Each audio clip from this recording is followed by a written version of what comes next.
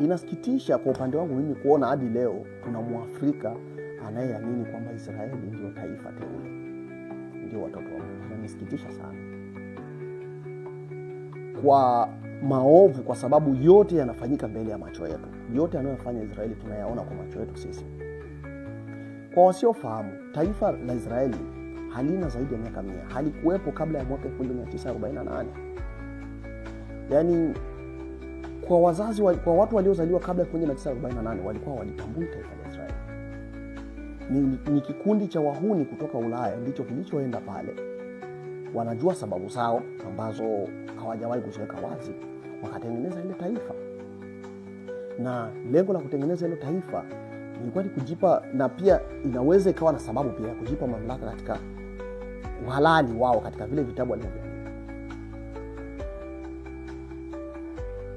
Na baada ya wao kuchukua hilo eneo, wamekuwa wakijitanua kadri siku zinavyoenda. Siko hapa kumsupport Iran.